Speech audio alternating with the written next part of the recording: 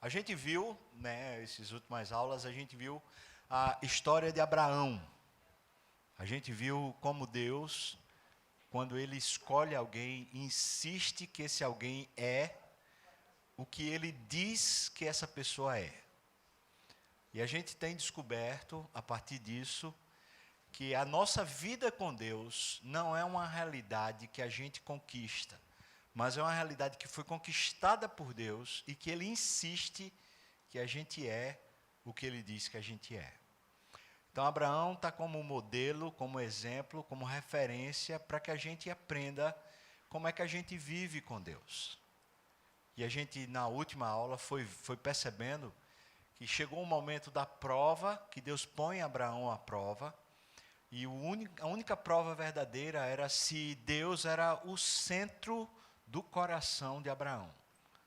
Ou seja, se Abraão tinha alguma outra coisa que fosse tão importante para ele quanto Deus. E Deus então pede o filho, que foi o motivo pelo qual Abraão viveu pelo menos os últimos 36 anos da sua vida.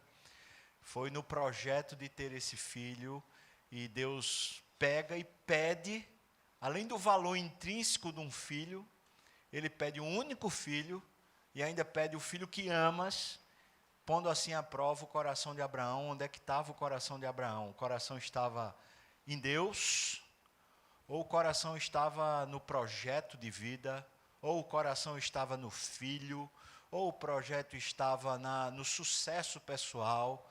E foi isso que a gente viu aqui nesses últimos encontros, especialmente no último encontro, quando a gente viu claramente que Abraão, agora, quando Deus falava com ele, Abraão dizia: eu estou com olhos no Senhor. Eu estou olhando para o Senhor. Eu não estou mais com olho para mim mesmo. Também não estou mais com olho para os meus projetos, para os meus desejos. Eu estou com um olho para o Senhor. Estou olhando o Senhor. Como imagem de Deus, então a gente reflete aquilo que Deus é. E a gente só reflete quando a gente está olhando para Ele, em vez de a gente estar olhando para qualquer outra coisa. Essa expressão que é usada por Abraão, a gente viu, Deus usa uma expressão que a partir de agora a gente vai tratá-la de maneira mais categórica. Deus diz que Ele precisa ser inteiro. O coração precisa ser inteiro. E esse é o ponto. Enquanto no nosso coração houver disputa de espaço, enquanto o nosso coração estiver dividido por várias atenções, a gente não consegue provar e desfrutar a vida de Deus. Deus vai continuar insistindo, vai lembrar que Abraão foi chamado e ele ainda tinha várias atenções no coração dele, e vocês vão lembrar disso. Vários problemas. Então usa, por favor, a referência lá de Abraão para ir contextualizando. Mas Abraão só desfruta plenamente, só começa a desfrutar plenamente da vida com Deus, quando todas as demais coisas já não têm mais valor como Deus é valioso para ele. Isso é integridade. Veja, integridade não é comportamental, mas envolve comportamento. Integridade também não é um valor moral. Ou seja, você saber o que é certo, você ter entendimento do que é certo. Não é então um valor moral, nem um valor ético. Integridade tem a ver com o valor que se dá a Deus. Porque se você é a imagem de Deus, se você está, por natureza, intrinsecamente ligado a Deus, você só será inteiro quando você for aquilo que você de fato é. Enquanto você estiver dividido a sua atenção, você está desintegrado ou desestabilizado. E é isso que gera crise na alma da gente. São desejos, compulsões, são projetos, planejamentos e amores e ídolos que vão ocupando o coração da gente, distraindo a gente daquilo que a gente foi feito para ser. A gente foi feito para viver a vida não só olhando para Deus, mas adorando a Deus. A palavra adoração é um amor no superlativo. É quando a gente diz assim, você gosta de fulano? Não gosto não, eu adoro. Entende o que eu estou falando ou não? Isso é adoração. A gente foi feito assim. E quando a gente vive assim, a gente está inteiro. E quando a gente está inteiro, não tem nada que consiga nos abalar de verdade. Nos entristece, até bate na gente, mas não nos abala. Por quê? Porque a gente está inteiro. É quando a gente vai descobrindo quem de fato a gente é. Queria que você visse esse texto de Deuteronômio. A gente vai ler só 2 versículos agora, depois a gente vai voltar para esses versículos, mas eu queria que você prestasse atenção no panorama que Deus vai criando. A gente vai ver um pouquinho mais adiante, tá? Um encontro mais lá na frente. A gente vai ver os 10 mandamentos como essa forma de Deus descrever o nosso coração, quem somos, a nossa identidade. A gente vai ver isso daqui a pouco, lá na frente. Depois que Deus dá os 10 mandamentos para Israel, 40 anos depois, ele confirma esses 10 mandamentos. Quando ele escreve Deuteronômio, ele está relembrando o que ele já tinha dito. Depois que ele diz os 10 mandamentos, ele diz porque os 10 mandamentos é como se Deus estivesse dizendo qual é o caráter da gente, qual é a nossa identidade. A gente vai ver isso depois. Deus afirma quem você é. Depois que ele afirma quem você é, ele está dizendo para você, então viva de forma condizente com aquilo que você é. Ou seja, se você sabe quem você é, agora você tenha caráter, tenha moral, tenha ética equivalente ao que você é. Então, tenha comportamento equivalente ao que você é e tenha valores que sejam compatíveis com aquilo que você é. Mas antes de você ter valores, ou seja, moral, e antes de você ter ética, ou seja, comportamento, você precisa saber quem você é. Porque sua ética e sua moral sempre tem que ser compatível com aquilo que você é, senão você está desintegrado. Se você tem uma moral que não é equivalente a quem você é, você está distorcido. Se você tem um comportamento que não é equivalente a quem você é, você também está distorcido. Portanto, moral e ética e caráter equivalem à ontologia do seu ser, aquilo que de fato você é. E quando a gente fala de coração, a gente está falando desse ser interior. E a gente vai ver isso. Depois que Deus fala para o povo quem ele é nos 10 mandamentos, então ele diz aqui no capítulo 10, versículos 20 a 22, ele fala assim: ao Senhor teu Deus, está aqui na telinha, ao Senhor teu Deus temerás, a ele servirás, a ele te chegarás, e pelo seu nome jurarás.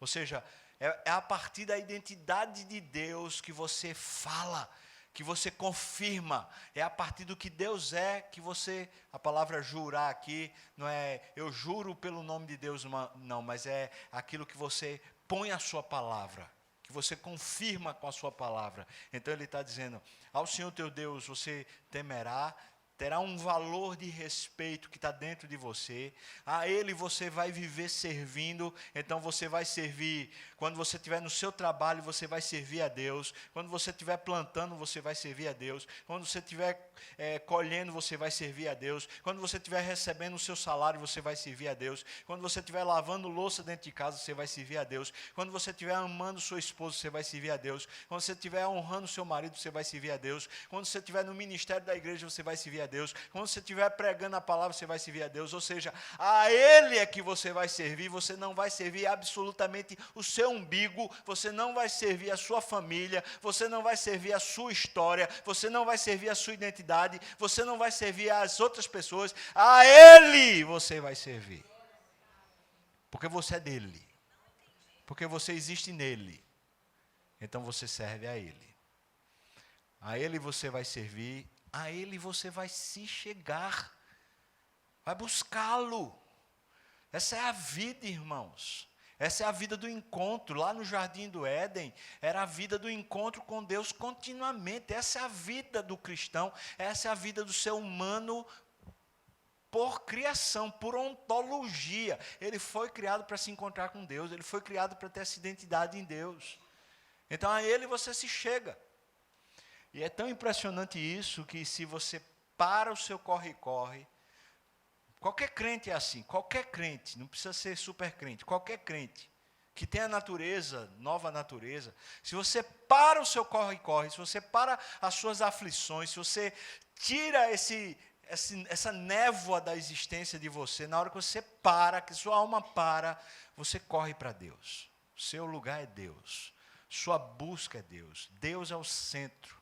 Toda vez que você para de tentar viver pelos seus próprios pés, pelos seus próprios esforços, e você finalmente para, na hora que para, sua alma corre, porque ela tem abrigo lá. A ele te chegarás. E pelo seu nome, ou seja, é pela identidade de Deus que você fala. Você não fala mais a partir de si. E Jesus disse isso com todas as letras. Ele fala assim: eu não falo o que está por mim, mas eu falo por aquilo que meu Pai me prescreveu para falar. Ou seja, nem o que ele dizia era aquilo que ele pensava, ele falava tudo o que o Pai tinha para falar. E é isso que ele está falando aqui. Então ele diz, ele, Deus, é o seu louvor, é a sua gratidão. A sua gratidão não é porque Deus abençoou você, deu um emprego, abençoou você, lhe deu um patrimônio, abençoou você, deu uma família, abençoou você, deu saúde, abençoou você, deu não sei o que lá. Todas essas coisas são boas, todas essas coisas são providências de Deus, mas você louva não pela coisa, você louva por Ele. Você louva pela mão dEle, você louva pelo bem feito dEle, e não simplesmente por ter. Porque você louva por aquilo que Ele faz e não por aquilo que você consegue. Você louva por Ele. Ele é o teu louvor. Que te fez essas grandes e temíveis coisas que os teus olhos têm visto. Aqui é uma referência diretamente à história dos 40 anos andando pelo deserto, mas a aplicação disso é que Ele te fez, Ele fez a você, nesses últimos anos da sua vida com Deus, e você tem visto, é você que tem visto. Então, a sua experiência com Deus é sua, e você sabe o que é que Deus tem feito com você, com sua casa, com sua história, sabe os vales que você passou, as apreensões, as angústias, os problemas, as perdas, mas também sabe as conquistas, a travessia do Mar Vermelho, você sabe quando Deus tirou água de pedra na sua vida, você sabe, você é quem tem visto. Ele diz, com 70 almas teus pais desceram a Egito, e agora o Senhor teu Deus te pôs como as estrelas dos céus em multidão. Deus fez você crescer. Aí ele continua, versículo 1 do capítulo 11. Amarás. Aqui está o centro do coração. Aqui está a razão operante no interior do coração. O coração ele não é operado... Presta atenção, o coração não é operado pelo certo e pelo errado. O coração não é operado assim. Tanto é assim que quando você gosta de uma coisa, você não avalia se é certo ou se é errado para gostar. Você gosta. Depois que você gosta, é que você faz a avaliação. Então, o coração da gente não é levado a partir do certo e do errado, mas o nosso coração é levado pelo amor, por aquilo que ele ama. Então, ele está dizendo... É a Deus que você ama. É a Deus. É o endereço da sua alma. Não as coisas que Deus dá, nem as coisas que você quer, mas é a Ele que você ama. Amarás, pois, o Senhor teu Deus, e todos os dias guardarás. Aqui tem a ver com coração, aqui não tem a ver com locais, aqui não tem a ver com ritos e processos, nem tem muito menos a ver com igreja no sentido de culto e as cerimônias que a gente faz. Mas guardarás todos os dias os seus preceitos. Ou seja, aqui tem a ver com o coração. O coração que o ama é o mesmo coração que se deleita em tudo que ele diz. À medida que ouve o que ele diz, quer guardar, quer pertencer a isso, quer que isso seja verdade dentro de si. Depois a gente vai ver lá na frente, quando a gente estiver vendo Paulo escrevendo aos Romanos a respeito disso, vai ver que ele pegou e a palavra de Deus, ele fez ela habitar dentro de nós. É por isso que quando a gente descobre a palavra, quando a gente lê a palavra para dentro, a gente não lê a palavra para fora, a gente lê para dentro, é um encontro de alma. É por isso que a Bíblia diz que o Espírito é quem testifica com o nosso Espírito que somos filhos de Deus. Então você guarda, porque ela está dentro. Guardarás os teus preceitos, os teus estatutos, os seus juízos e os seus mandamentos. Essas expressões todas têm a ver com a maneira de Deus entender. Ou seja, você guarda, e isso aqui é tão legal, porque só tem a ver com relacionamento, não tem a ver com obrigação nenhuma. Vamos pensar aqui no marido e mulher que são bem casados. Ele e ela aprendem o gosto do outro, os estatutos, os preceitos, os juízos, os mandamentos. Um e outro aprende o jeito do outro, os gostos do outro, aprende a valorizar, aprende a andar junto nas mesmas coisas por causa do amor. Não tem a ver com o que é certo e com o errado, mas tem a ver sim com o que é que o outro gosta, tem a ver com os sabores, com as virtudes que estão imersas nessa relação. O que ele está dizendo é isso, com esse amor que você tem a Deus, e à medida que a palavra se adentra em você, se torna o seu centro de vida, se torna interior, então essas coisas de Deus, esses gostos de Deus, esse parecer de Deus, essa maneira de Deus conceber a vida, se torna a sua maneira. O que na teologia vai chamar de cosmovisão cristã, ou seja, você passa a interpretar a vida não a partir de ideologias, não a partir de filosofias, não a partir da humanologia, ou seja, daquilo que os homens, os seres humanos falam, mas você passa a entender a vida, a sua vida e a vida do mundo, você passa a entender nessa convivência com Deus, porque os seus preceitos, os seus estatutos, os seus juízos, os seus mandamentos, agora fazem parte de você. Estão entendendo, irmãos? Então, veja. Já a gente está aqui em Deuteronômio, a gente já está falando de um período da lei. E veja que já lá, a ideia não é simplesmente escrever uma série de pode e não pode, de certo e de errado. Porque a relação com Deus, ela não parte da ideia da concepção moral. A concepção moral é fruto, mas ela não é a condição pela qual se vive com Deus. Em outras palavras, Deus não está estabelecendo uma moralidade para lhe aceitar, mas Ele está estabelecendo que na convivência você será um ser moral. Você entra na relação e não tem jeito, a moral de Deus se torna sua. Você entra na convivência e não tem jeito, a ética de Deus se torna sua. Mas por que se torna minha a moral de Deus e a ética de Deus? Porque eu sou espelho, eu sou imagem, ou seja, eu sou só o reflexo do que Ele é. E à medida que ele é um ser moral, e à medida que ele é um ser ético, essa ética e essa moral está representada em mim, porque faz parte da minha natureza, uma vez que eu sou nele e não em mim mesmo. Isso está estabelecido na relação. Como é que isso se estabelece? Aí é que entra a ideia do coração. O que é o coração? Na nossa linguagem, normalmente está falando de um músculo, está bem aqui no nosso meio, né, no meio do nosso corpo, bombeando sangue. Então, está falando disso. Só que é muito poucas vezes usado como órgão nas Escrituras. O que é, então, o coração? O coração refere-se ao mais profundo do ser humano. Refere-se à sede tanto da mente como dos sentimentos. Você precisa prestar atenção nisso, irmão, porque isso aqui é nevrálgico. A Bíblia, quando fala de coração, ela está falando daquilo que de fato você é. Não está falando só das suas emoções, mas também delas. Não está falando só da sua razão, mas também dela. Não está falando só dos seus desejos, mas também deles. Você entendeu? Mas está falando de quem você é de fato, lá dentro. Agora, preste atenção. O homem que sai do Éden, o homem que é expulso do Éden, ele é expulso porque ele deseja alguma coisa que Deus disse para ele que não é bom para ele. Então ele deseja fora de Deus. Não é só deseja contra Deus, mas ele deseja fora de Deus. Ou seja, na hora que ele agiu de forma autônoma, na hora que ele age fora daquilo que ele é, ele se desintegra, ele se quebra naquilo que ele é. A sua identidade está corroída. Ponto. Ok?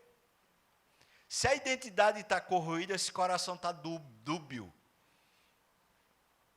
ele diz que quer Deus, mas ele quer outra coisa. Que coisa é essa que ele quer? Ele quer uma independência. Ele quer continuar opinando a respeito da vida a partir do ponto de vista dele. Ele quer dizer o que é bom e o que não é. Ele quer dizer o que é certo e o que é errado. Ele. E essa duplicidade de vida é justamente a queda. Essa duplicidade é que vai dizer para mim e para você que estamos mortos. Porque no coração, no centro lá, a gente não pode, lá dentro, a gente não pode ser dúbio. Se a gente for dúbio, a gente está morto, está desintegrado, porque a gente não sabe mais quem a gente é. Vamos lá. Refere-se ao mais profundo do ser, tanto a mente como os sentimentos. É o ser interior, veja, coração, o ser interior de Deus ou dos seres humanos. Uma reciprocidade aqui de termos. A pessoa interior, embora caída, pode ser transformada pelo Espírito Santo e deve mostrar evidências dessa renovação. Dentro, as evidências fora é por causa de uma renovação dentro. Porque o coração dentro foi refeito. É por isso que desde o começo, quando Deus fez a aliança, que foi através da circuncisão, ele passou a dizer para o povo de Israel: eu quero uma circuncisão no coração de vocês, não uma circuncisão apenas no prepúcio, na carne, mas uma circuncisão que aconteça no coração. Essa é a evidência, essa é a renovação. Se não está em comunhão com Deus, o coração é pecaminoso e precisa ser purificado. Você deve ter visto, ouvido, repetido N vezes a seguinte sentença: o coração é desesperadamente corrupto, quem o conhecerá? Sim ou não? Já falou isso, já falou. Tá bom, você também deve ter dito várias vezes o que Jesus disse, que é do coração que procedem os maus desígnios. E aí ele fala, de dentro do coração é que sai a prostituição, de dentro do coração é que sai o adultério, de dentro do coração é que sai a blasfêmia, de dentro do coração é que sai toda a glutonaria e toda a bebedice, é de dentro do coração que sai a imoralidade. Ou seja, é de dentro do coração, dessa fonte de desejos, dessa fonte de entendimento, dessa fonte do ser interior, que saem os hábitos, que saem os comportamentos, que sai a ética da vida. Se o coração for de Deus, então você é todo de Deus. Se o coração está dividido, você é um frangalhos, você é uma mistura de tudo ao mesmo tempo, porque o coração está destruído, está dividido. Ok? No sentido figurado, o coração é a sede. É a sede. Pessoal, é a sede do intelecto. Aqui Gênesis 6, versículo 5. Viu o Senhor que a maldade do homem se havia multiplicado na terra e que era continuamente mal todo o quê? Do seu coração. Filho meu, guarda o teu coração, porque é dele que procedem as fontes, os desígnios de quê? Da vida. Em outras palavras, é daí que sai tudo. Se o coração está inteiro, só sai coisa boa. Se o coração está todo dividido, só sai porcaria. É daí. Vamos lá. Também é a sede dos sentimentos no coração. Estou falando do ponto de vista bíblico. Lá, 1 Samuel 1,8 fala: então Eucana, o marido de Ana, disse: por que é que você chora, Ana? E por que você não come? E por que é que você está com o coração triste? Isso é com o seu ser interior triste. O coração também é a sede da vontade, ou seja, os nossos projetos, os nossos desejos estão dentro do nosso coração. Bem-aventurados os que guardam as suas prescrições e o buscam de todo o quê? Vontade, de toda a sua vontade, de todo o seu desejo, busca a Deus. Ok, irmãos, você entendeu isso? Eu acho que você entendeu. Portanto, preste atenção que eu vou falar agora, porque isso vai definir a nossa caminhada. Você também já deve ter ouvido falar muito que o ser humano é constituído de 3 partes. Ele é constituído de alma, não é assim? Alma, o que mais? Corpo e espírito. Agora veja a Bíblia. A Bíblia vai usar esses termos, vai usar a alma, o espírito, vai usar o corpo, mas veja o que é que a Bíblia fala que você é. Você é o coração. Por isso existe uma unicidade bíblica. Você não é tripartido ou dupla partida, sei lá como é que chama. Você não é bipartido. Você é uma coisa só. Tanto o seu corpo como alma e espírito é uma coisa só. Aí você vai ter muitas dúvidas com isso, é natural que você tenha. Por exemplo, quando a gente morre, como é que a gente faz? A pessoa morreu, ficou aqui o corpo. E agora? É o espírito que foi? É a alma que foi? Foi para onde? É verdade isso? Saiu o espírito, saiu a alma. Mas se saiu o espírito, saiu a alma, era isso que vivia, o corpo não era vivo. Essas dúvidas, elas são boas, a gente tem um fato concreto para poder analisar essas coisas. Entretanto, se a gente partir da perspectiva não bíblica, a gente vai dividir. E a gente vai dizer que a vida não era o corpo, a vida era o que saiu dela. Entretanto, se o ser humano é uma coisa só, então eu posso dizer, pela fé, que na hora que meu corpo dorme aqui na terra, eu me acordo no céu com um novo corpo. Porque eu não vou ficar uma penada não, irmão. Eu não vou não. Nem aqui, nem no céu. Porque eu não existo sem corpo, não. Nem aqui, nem no céu. Eu não existo só alma, eu também não existo só espírito. Porque eu sou uma coisa só. Pois no meu corpo bate aqui na lona e o meu corpo ressurreto está lá no céu. Na mesma hora. Eu fecho o olho aqui e acordo lá. Mas como é que eu acordo lá? Só uma alma. Opa! O que foi que aconteceu? Eu estou meio desinstalado. Não. Eu me acordo como um corpo. Porque eu sou uma coisa só. Entenda. Está aqui, a gente vai começar a ter uma base. Você não existe essa coisa de você dizer, minha mente quer, mas meu corpo não quer. Não existe. Está comigo aqui ainda ou não? Acorda. Aí diz, na verdade o espírito está pronto, mas a carne é fraca. Lembra quem foi que disse isso? Lembra quem foi que disse? Foi quem? Não, foi Jesus. Jesus disse isso para os discípulos quando estava no Getsemane. Lembra disso? O que Jesus está dizendo é o que a gente está falando aqui sobre o coração.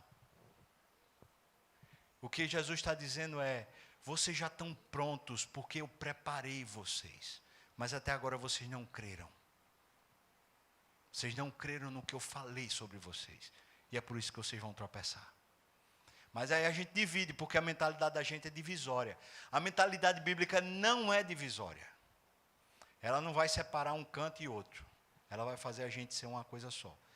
Entretanto, a gente sendo uma coisa só, porque a gente está dividido, cheio de desejos que são contrários, presta atenção, não só contrários a Deus, mas são contrários a nós mesmos, contrários à nossa verdadeira identidade. Porque se Deus nos fez lá no Éden, se Deus nos fez santos e por natureza a imagem de Deus, todo desejo que é contrário a Deus é um desejo que é contrário à minha identidade. É por isso que todo ímpio e todo perdido está com o coração em frangalhos. A sua fonte de vida é uma fonte de morte. É por isso que a Bíblia diz que ele está morto espiritualmente, porque o coração dele está morto. Está ouvindo o que eu estou falando, irmão? O coração dele está morto. Mas por que o coração está morto? Porque deseja e vive os hábitos daquilo que não é pertinente àquilo que ele é. Porque ele é a imagem de Deus, ele vive contrário à razão existente dele. É por isso que ele está desintegrado. É por isso que não há integridade para o ímpio. Por mais que ele seja coerente naquilo que ele diz e naquilo que ele faz, por mais que ele tenha ética e por mais que ele tenha moral, conquanto ele tenha ética e tenha moral, ele está desintegrado porque ele não é coerente com aquilo que ele é. Porque ele não vive como imagem de Deus, mas ele vive numa auto-idolatria onde ele é o centro da atenção dele mesmo. Está claro? Então vamos lá.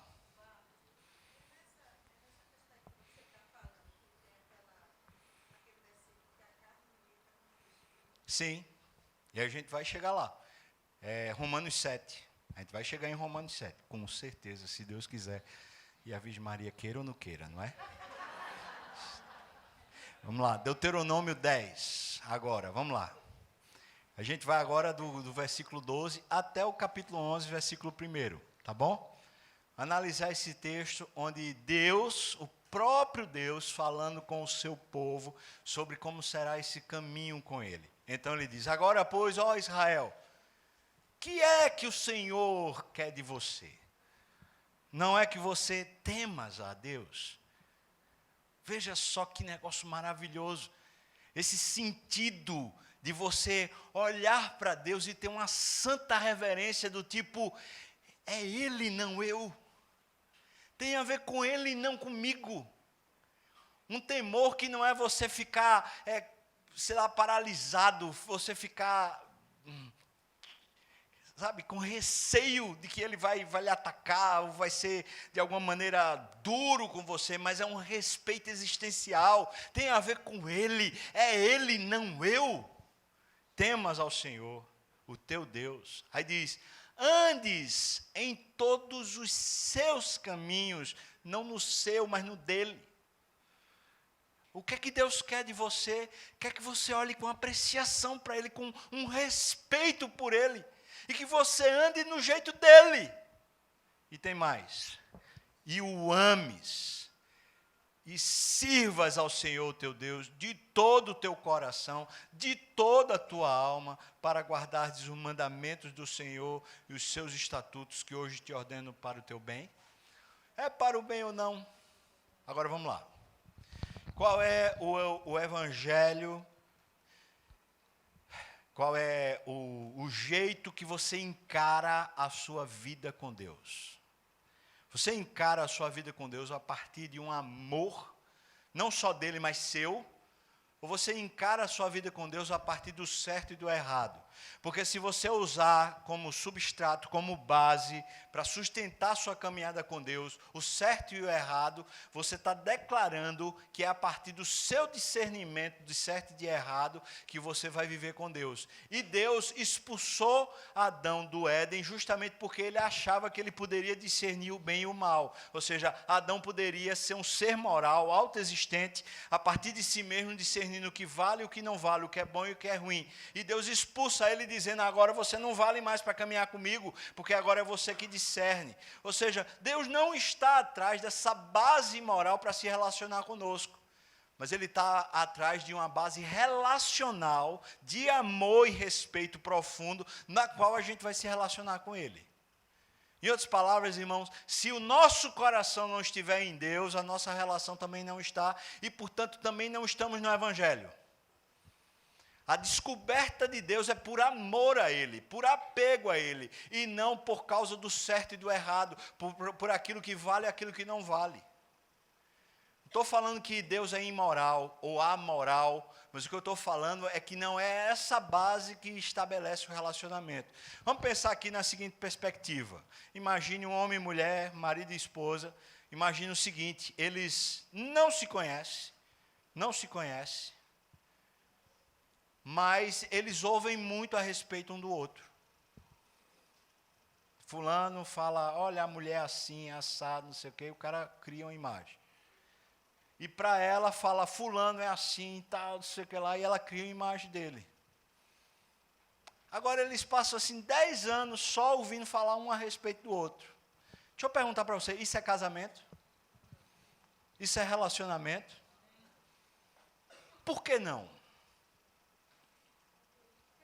Por que não?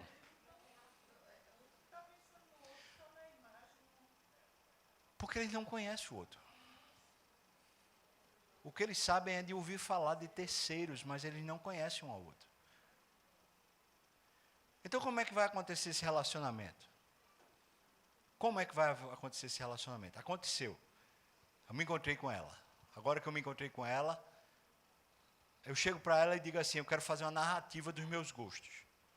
Olha, eu gosto disso, disso. Passo 3 horas falando para ela o que é que eu gosto. Aí ela passa 3 horas falando o que é que ela gosta. Agora a gente se conhece. Não? Poxa, a gente se encontrou, mas a gente já falou o que é que a gente gosta, o que é que a gente não gosta. A gente se conhece. Não? Por que não? Falta o quê? Falta comunhão. Não há relacionamento ainda, há? Mas eu sei o que é que gosta e o que não gosta, ou seja, o que pode e o que não pode, já não sei? Alô, irmão?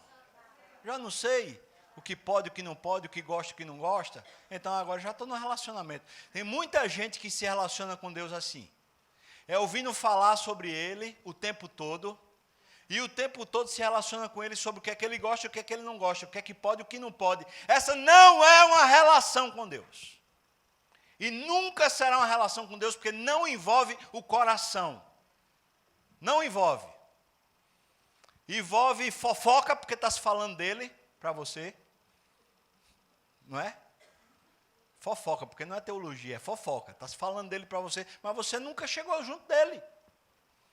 Nunca se relacionou com ele, nunca esteve diante dele, nunca o percebeu, nunca ouviu a voz dele, nunca você se expressou para ele, nunca foi você e ele, foi sempre um terceiro lhe traduzindo quem era Deus para você. Isso é fofoca.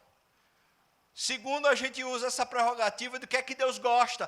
Deus gosta disso, Deus gosta daquilo, Deus acha certo isso, Deus acha errado aquilo, e a partir daí agora eu vou viver. Então eu vou tentar viver todo certinho por aquilo que Deus acha certo, e vou tentar evitar todos os erros que Deus acha errado. É mentira, porque isso não é relação.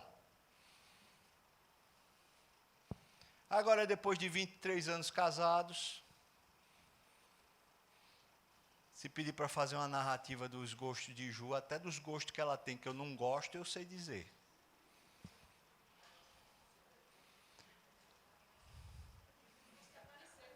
E dos que apareceram depois. Porque a gente praticamente começa a namorar na praia, aí ela descobre que não gosta de praia. Dá para tu? Estou proibido de ir para a praia porque ela não gosta. Não é que não gosta que eu vá para a praia, é que ela não gosta de praia. Eu vou fazer o que na praia sem ela? Então, fico proibido. Irmãos, tenham pena de mim, por favor.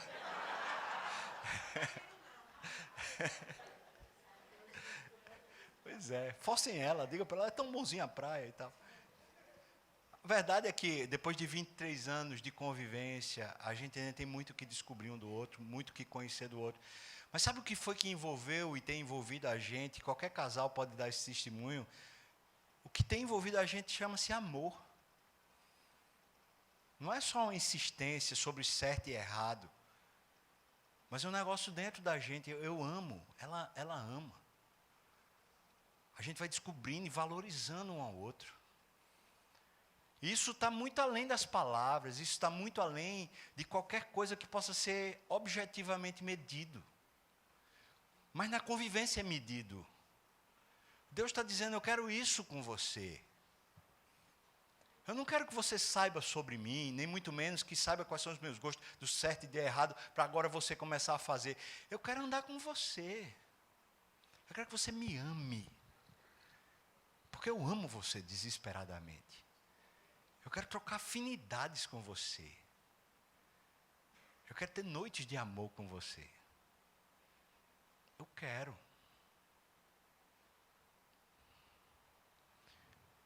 De todo o teu coração. De toda a tua alma. Só Deus, irmão, dentro, sem mais nada. Sem mais desejo nenhum, sem mais projeto nenhum, sem mais sucesso nenhum, sem mais preocupação nenhuma.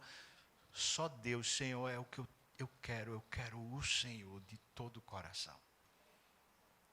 Eu quero, porque amo.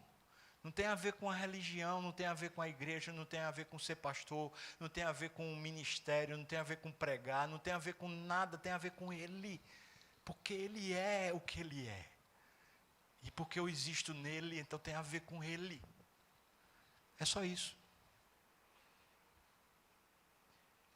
É esse coração centrado em Deus, onde Ele é tudo nesse coração, que se chama integridade.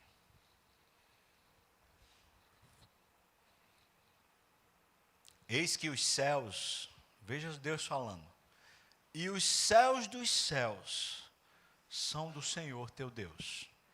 A terra e tudo que nela há. O que é que está faltando para Ele, irmão? O que é que Deus está dizendo? Estou precisando tanto que você faça por mim. Que é? Diga.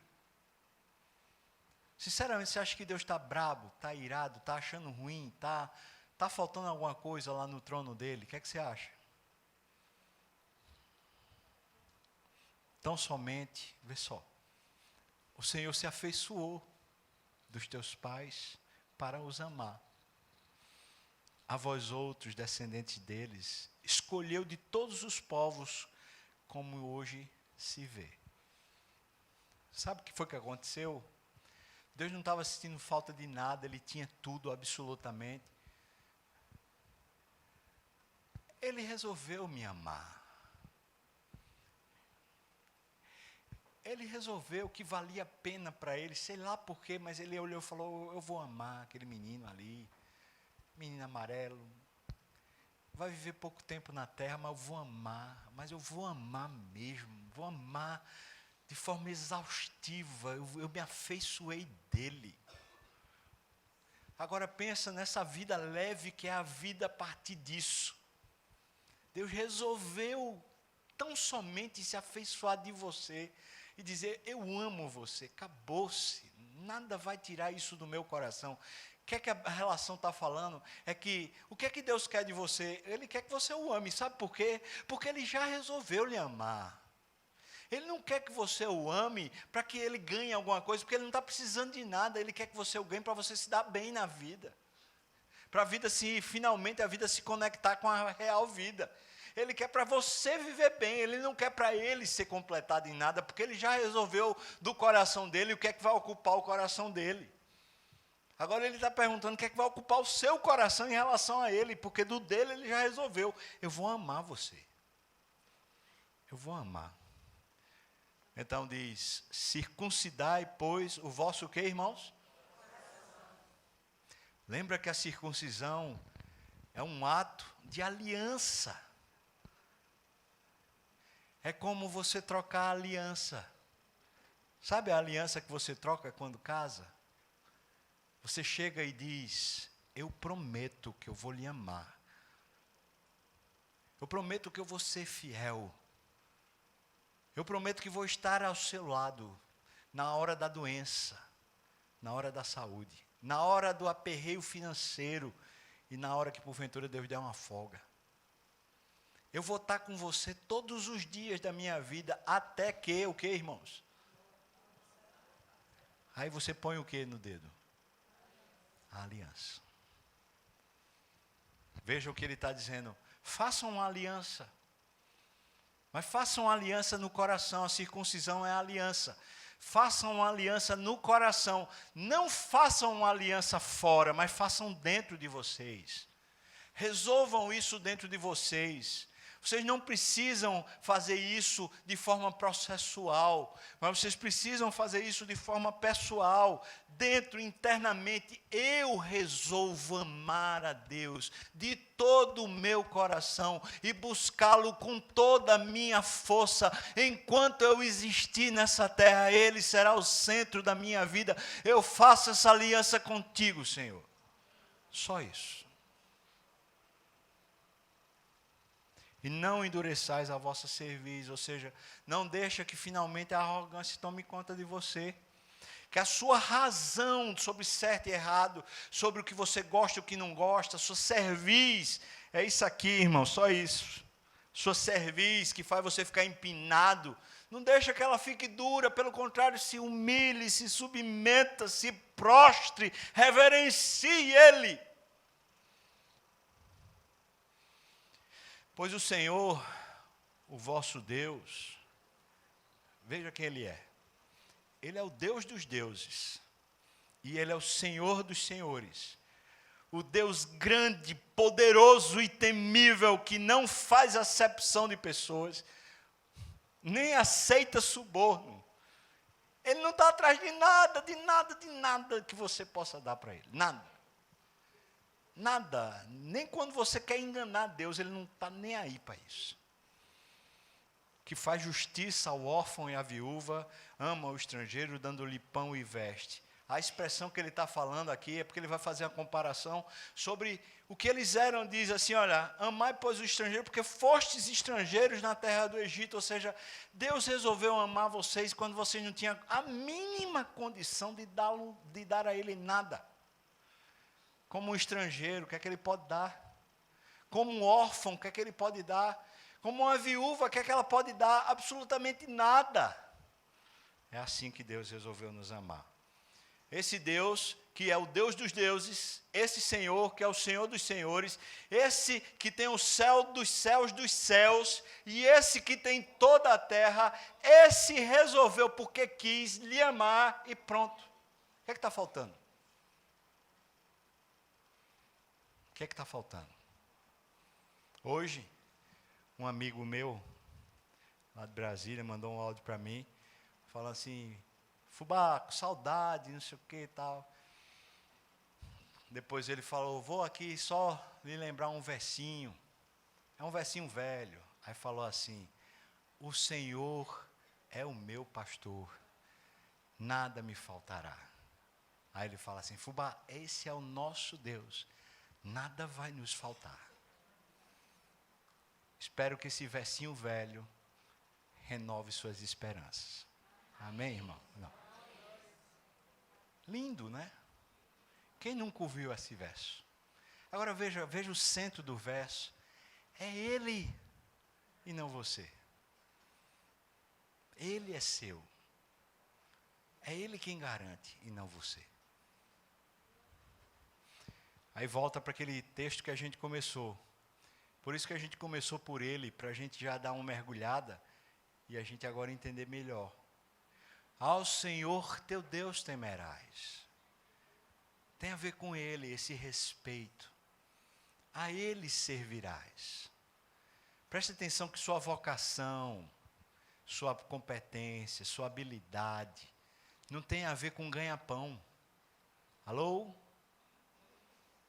Não tem a ver com ganha-pão, não tem a ver com projeto tipo assim, eu quero tanto fazer uma viagem, eu quero tanto comprar um apartamento. Não tem a ver com isso.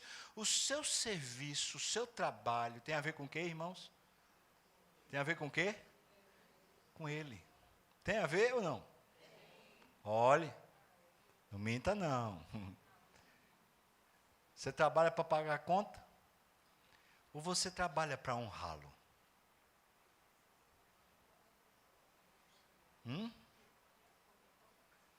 Você estuda para passar ou você estuda para honrá-lo? Você casa para ser feliz ou casa para honrá-lo? Você namora para casar ou você namora para honrá-lo? Veja, qualquer área da sua vida servirás a Ele. Ou não? Ou isso aqui é só para pastor, irmão? Vai deixar esse privilégio só para mim? Quiser me deixa que eu estou na bênção. Esse é seu privilégio. Tanto quanto é meu. Pensa, amanhã você acorda cedo, vai se aprontar, vai em direção ao trabalho e você pensa assim, hoje Deus será honrado em minha vida. Porque o meu coração está nele. Eu quero que ele apareça aqui na terra.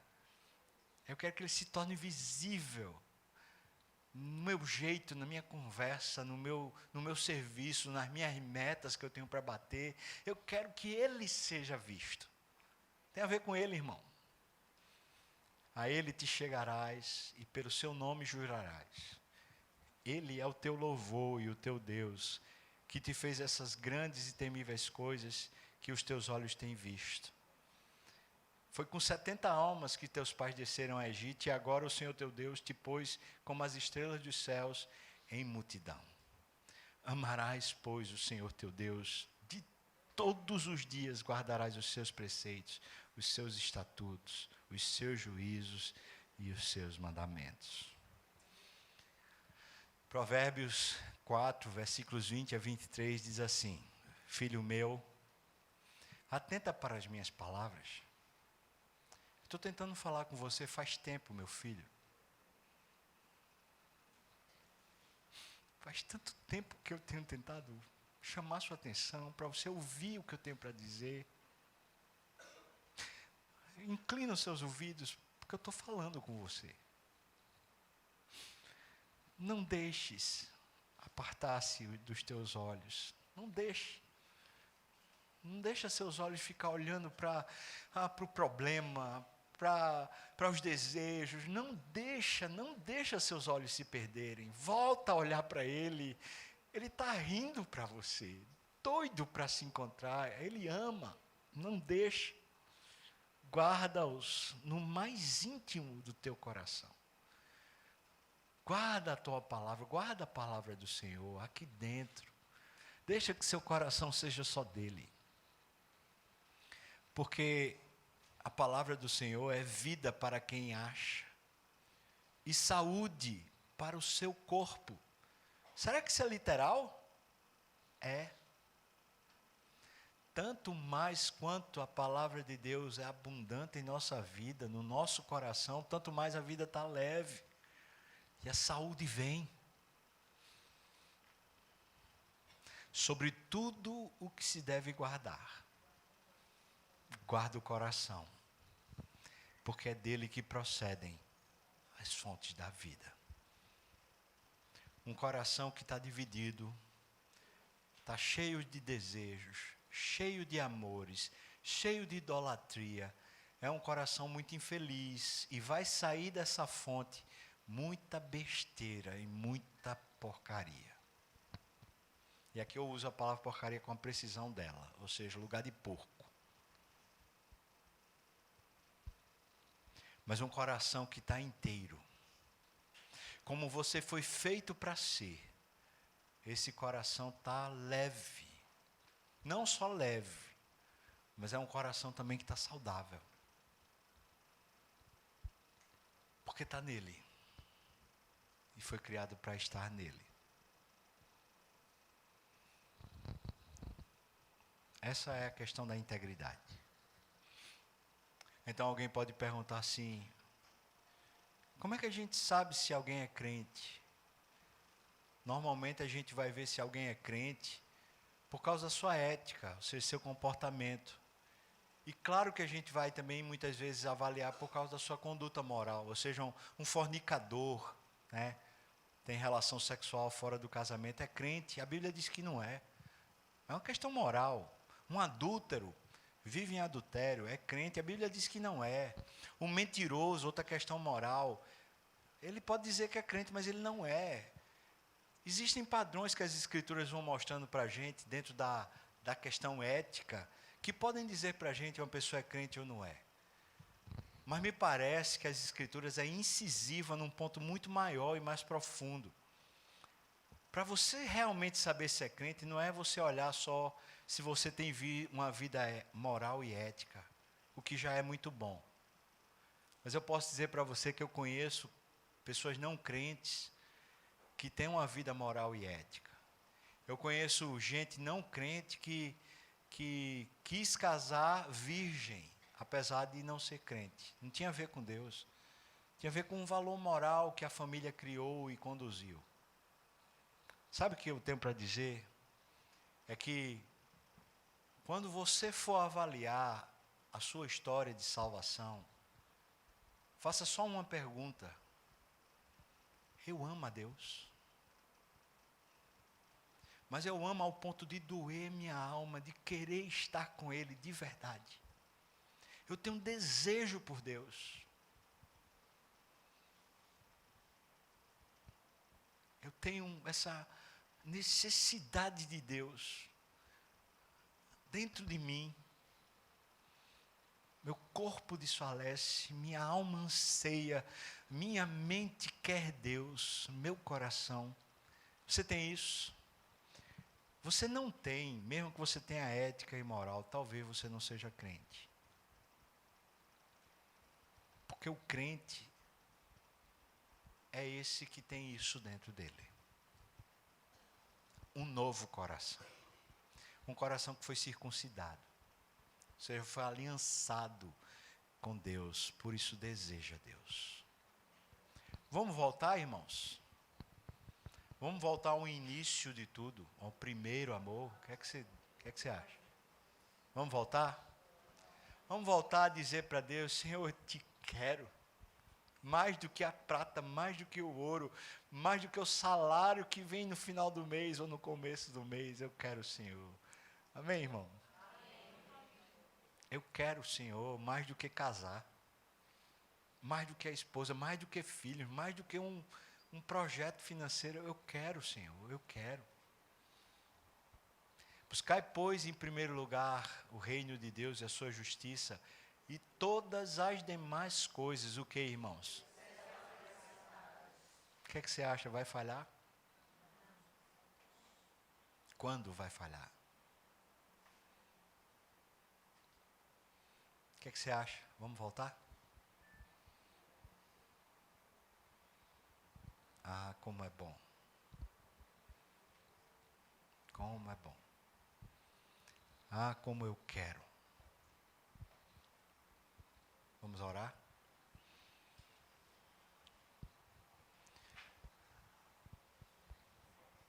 Esse, Senhor, é o nosso desejo, é o meu desejo. É conhecer o Senhor na beleza daquilo que Tu és, Senhor. É desfrutar isso. É saborear isso na vida, no dia a dia, Deus. Se, Deus, estamos precisando de libertação, de desejos pecaminosos, de uma vida não condizente com a nova natureza que o Senhor nos deu.